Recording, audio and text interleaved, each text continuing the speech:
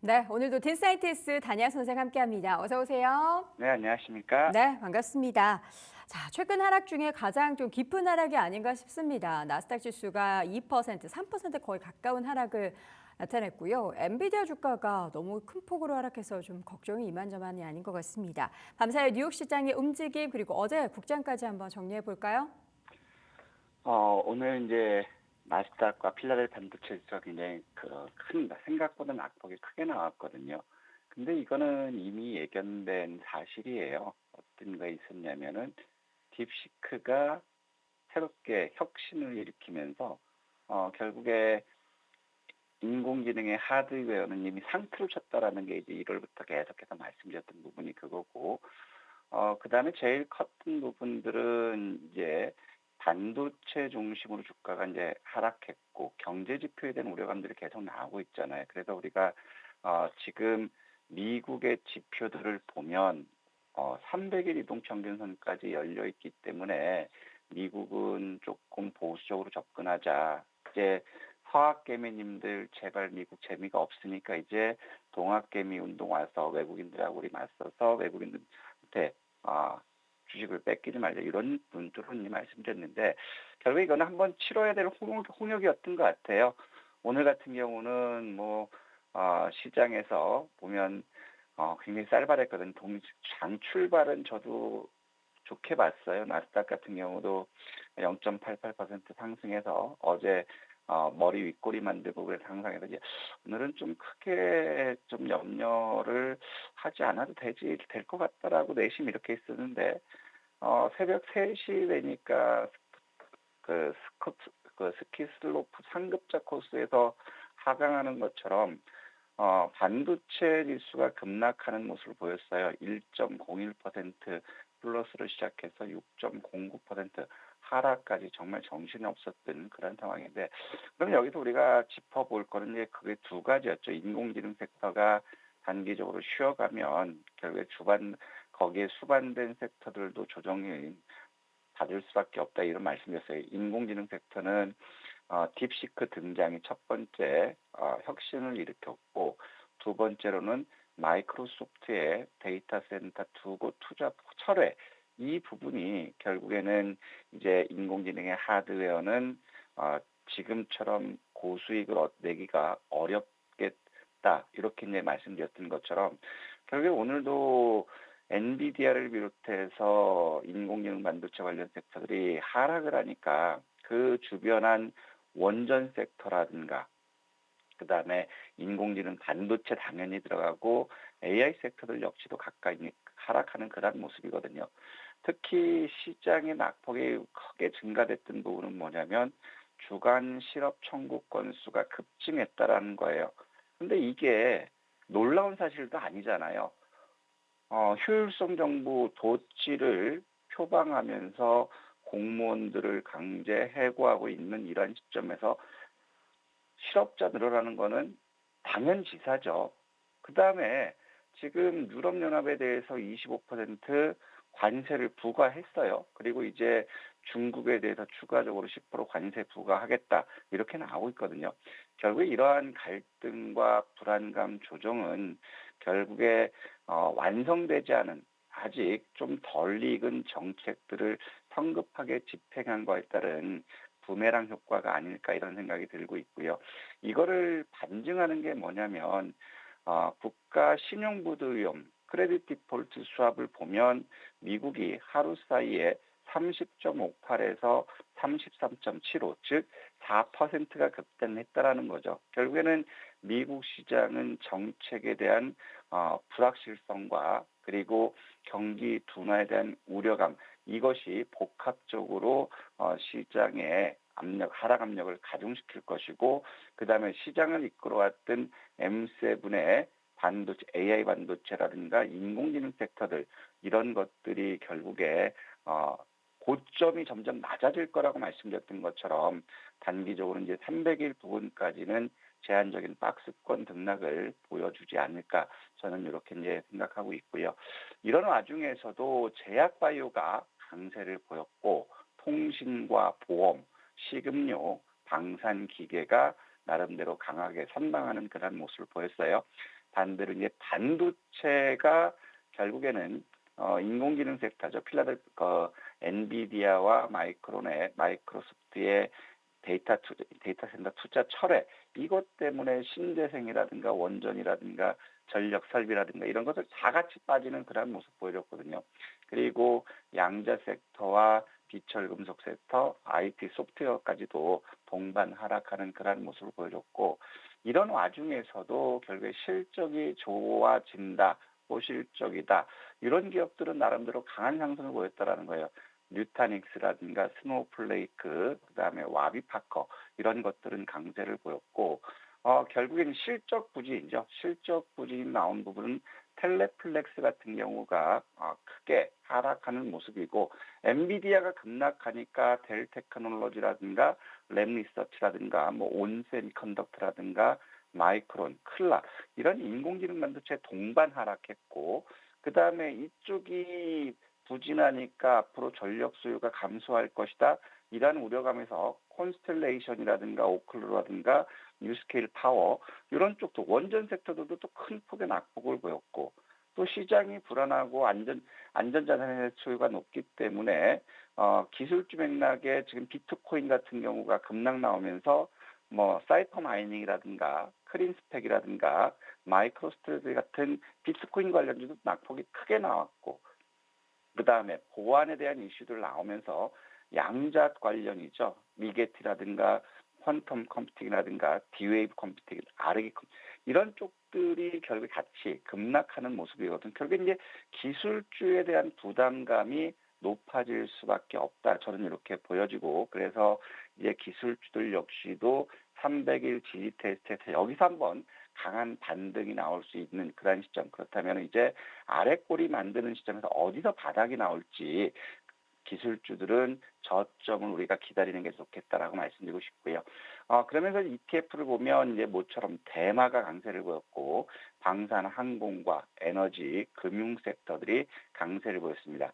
반대로 반도체, 인공지능, 그 다음에 바이오테크, 가상화폐, IT, 우주, 자율주행 로봇, 헬스케어, 성장주들이 낙폭이 크게 나오는 그런 모습인데, 여기서 한번 우리가 이걸 봤으면 좋겠어요. 오늘 같은 경우는 특징적인 걸 본다면, 엔비디아를 보면 오늘 엔비디아는 플러스 2.83에서 시작해서 어제 고점을, 장중 고점을 돌파하는 모습들은 시장에서 굉장히 환호성이 좋았거든요. 하지만 이 경제 지표라든가 이런 것들이 부담스럽게 나오면서 이게 8% 이상, 8.48% 하락했죠. 그러면 어제 엔비디아의 등락폭은 10% 이상 됐다라는 거고, 또 아마존도 마찬가지예요. 아마존 역시도 어제 시점에서 2.62%까지 상승했다가 결국에 2.62로 하락했어요. 그러면 결국에 이것도 어제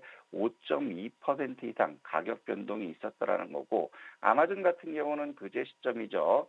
204달러, 이 부근에서는 아랫꼬리가 길게 만들어지면서 반등에 성공했다면 결국에 204불 부근에서는 한번 저가 대기 매수세가 형성될 수 있지 않을까, 이런 생각이 들고 있고, 그 다음에 실적 부진과 마치 부통령처럼 행세하는 우리 테슬라, 정말 마음이 많이 아프죠. 본업에 충실해야 될 사람이 왕관을 즐기고 있는 그런 상황.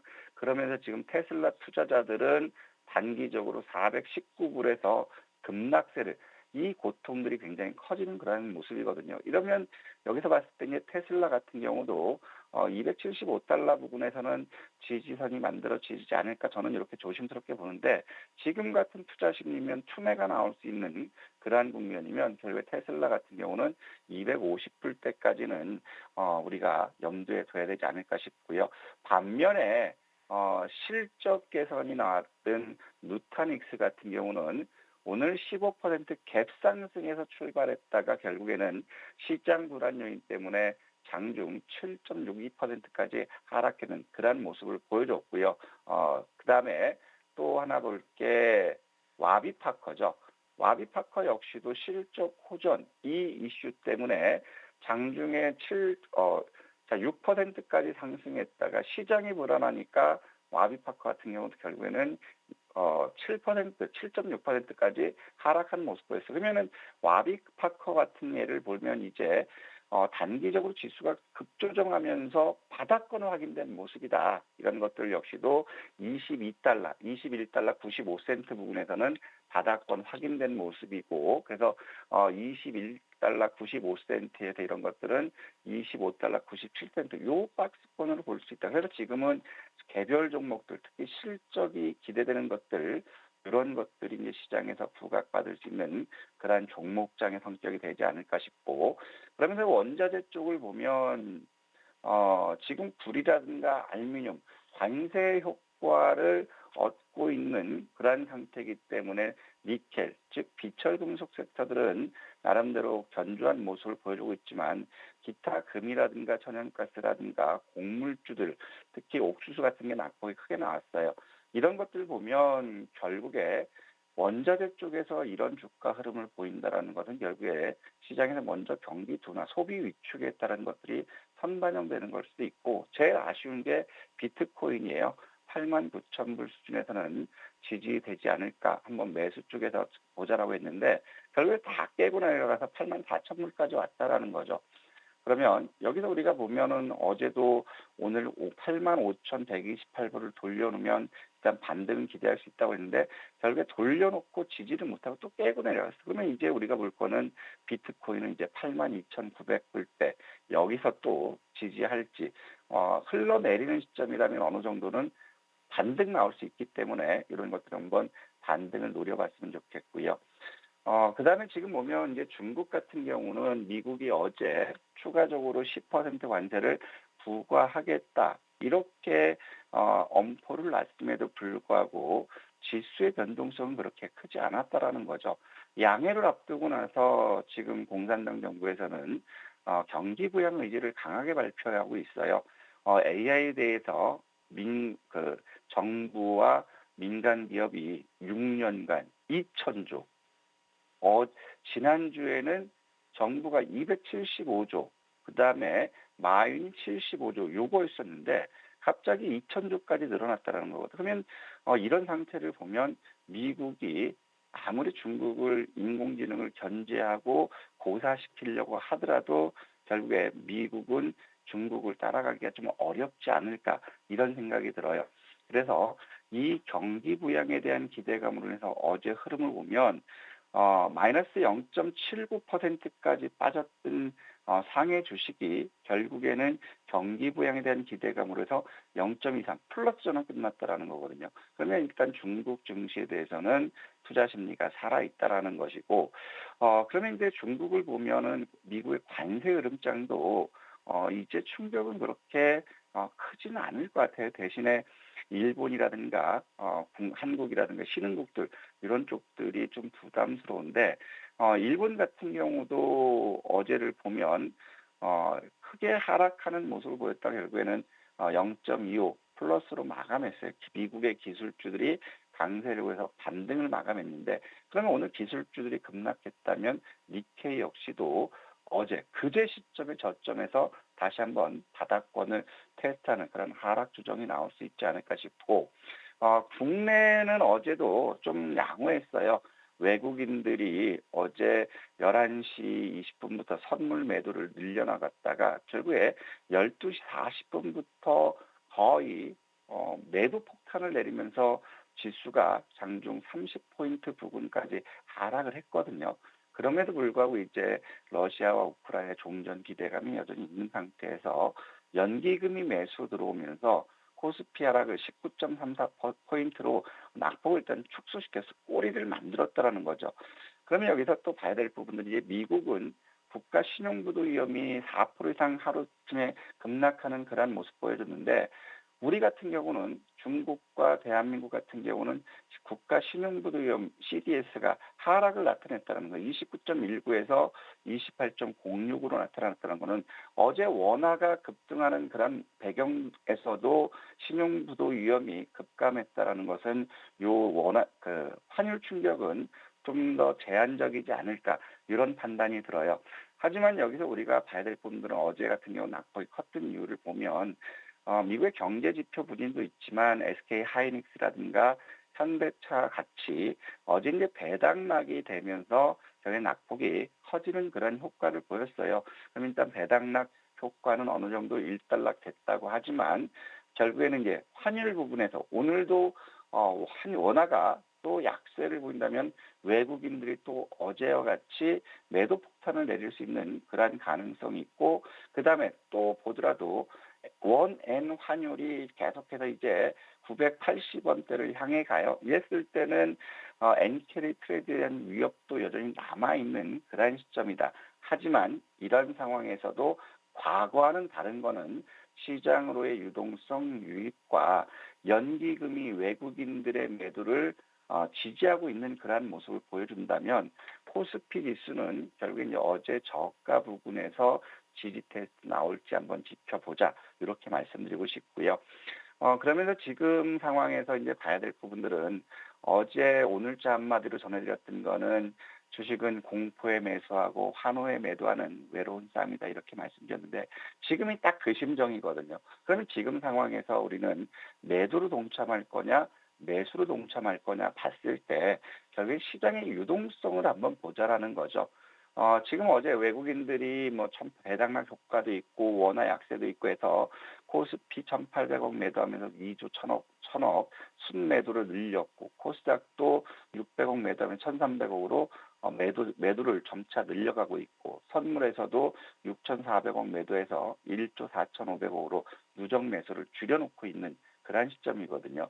그러면 선물 같은 경우도 어제 외국인들은 2시 38분까지 6,500억까지 급격히 늘렸다가 3시 20분에는 5,600억 수준으로 줄였다가 마감해서 다시 6,400억 매도로 늘려놨다라는 거거든요.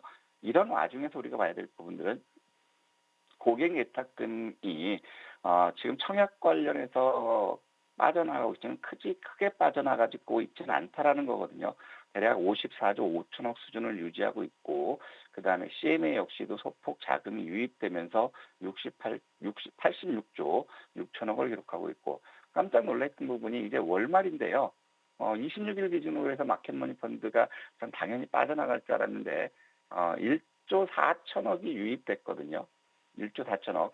지금까지하고는 좀 다른 행태였어요. 계속 월말에는 결제 자금 때문에 빠져나갔는데 일단 자금이 들어온 거 이게 좀 깜짝 놀랐는데 일단은 210조 9,600억 수준을 유지하고 있거든요. 말씀드렸던 것처럼 이 마켓머니 펀드가 205조 원대 수준만 지켜주면 큰 문제는 없겠다 했는데 이제 27일, 28일 기준 이틀 동안에 5주 정도가 빠져나가지 않는다면 3월 시장도 뭐 그렇게 우려할 수준은 아니지 않을까 싶고 그러면서 국내 주식형 수익증권으로 자금이 유입되고 있는 상태고 또 지금 이제 계속해서 이제 말씀드렸던 부분이 지수가 상승하니까 신용융자가 15조 3천억까지 갔던 게 이제 18조로 늘어왔어요. 요거 털어먹기 위해서 지금 지수를 또 흔들 수 있는 그런 가능성이 있기 때문에 신용 쓰시는 분들은 담보 비율 관리에 만전을 기해 주십사 이 말씀 드리고 싶고요. 그러면서 오늘 일정들을 보면 미국 알레르기 천식 면역 학회가 있어요. 그래서 관련주들이 미리미리 이제 선반영되고 있거든요.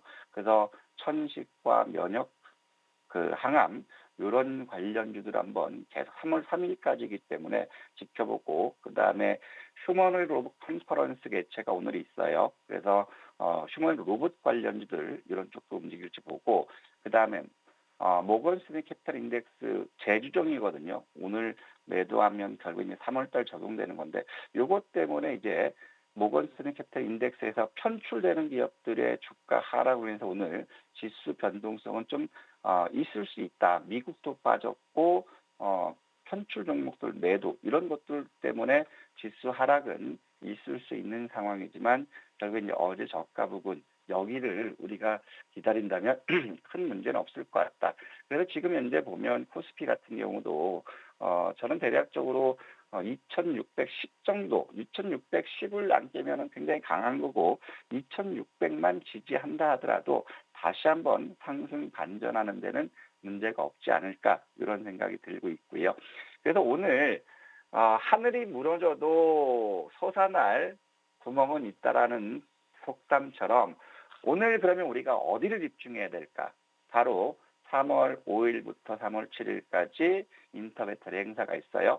메인 섹터는 전고체 배터리 468이라고 했는데 오늘은 이제 전고체 관련 기사들이 많이 나왔어요. 중국의 전고체 지수가 최근 연속 급등하고 있다. 이런 것들 보고 2027년도까지 전고체 역량 다 한다 이런 얘기가 있어요. 또 LG 에너지 솔루션이 전고체 배터리 파일럿을 설치한다 이런 거거든요. 그러면 이제 오늘 그 인터배터리 앞두고 전고체 배터리 섹터도 우리가 관심 있게 말씀 듣겠고 제약바이오와 로봇, 재건 섹터들 이렇게 해서 압축해서 보자 이 말씀 드리고 싶습니다. 네, 자 오늘 핫이슈 종목 한번 점검 먼저 들어가 보도록 하겠습니다. 최근에 공략했었던 화장품 관련한 종목 가운데서는 한국 화장품 제조와 선진 뷰티 사이언스 그리고 마녀공장까지 한번 쭉 화장품주 특집으로 해볼까요? 화장품 섹터들은 이제 인공지능이라든가 인공지능 반도체를 쉬어갈 때 이 대안이 될 수 있을 것 같아요. 왜냐하면 한한령 해자라든가 미국에 대한 수출 증가, 동남아뿐만 아니라 그리고 인도까지 진출하는 그런 상황이에요. 그래서 한국 화장품 제조는 우리가 6만 원을 목표로 하고 있는 그런 상태이기 때문에 300일 입평을 이탈하지 않으면 46,500원 이탈하지 않으면 결국에 우리는 목표가 6만 원 도전했으면 좋겠고 선진 뷰티 사이언스 같은 맥락이에요.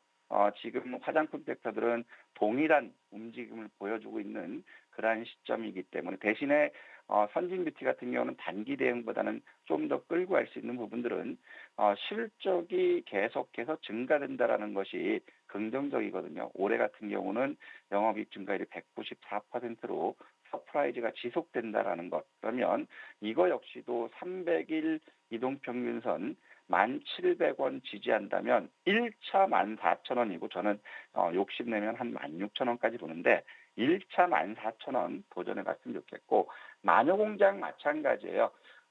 마녀공장은 지금 최근 보면 300일 저항을 받고 있어요. 300일 저항을 받고 있기 때문에 우리가 이거는 목표 주가는 27,000원, 300일을 받는데 어제 이제 27,000원을 돌파했다 밀렸거든요. 그러면 마녀공장 같은 경우는 이제 저항을 받아서 밀리면 최근 저가 있죠.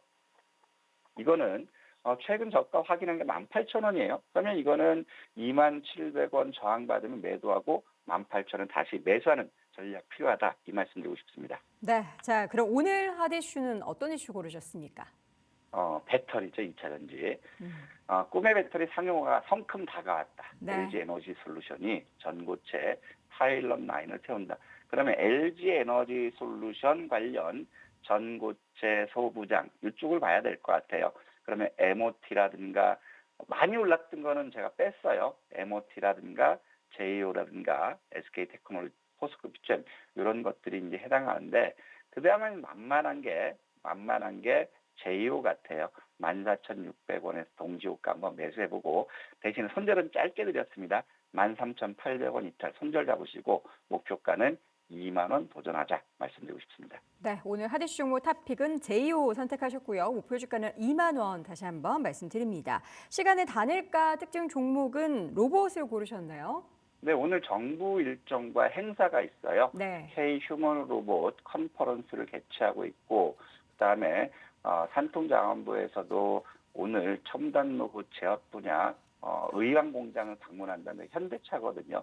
그러면 현대차 로봇 관련이 오늘 부각받을 수 있겠죠. 휴머노를 못하고 그래서 시간에서 사면과 대동기어가 강세를 보였는데 대동기어 같은 경우는 이제 두 가지 이슈죠. 재건 관련 이슈도 있고 요즘 히토류 관련해서 이제 재건주들이 부각받고 있는 상태고 또 사면은 2차 전지와 로봇 같이 움직일 수 있어요. 그래서 두 개 종목들은 오늘 조정 시점에서 한번 트레이딩 관점에서 접근해 보자 이 말씀드리고 싶습니다. 네, 자 이렇게 해서 오늘 시간의 거래 특징적인 종목을 로봇 고르셨고요. 제우스 오늘 탑픽 종목으로 다시 한번 말씀드립니다. 딜사이트스 단양 선생 함께했습니다. 고맙습니다. 네, 감사합니다.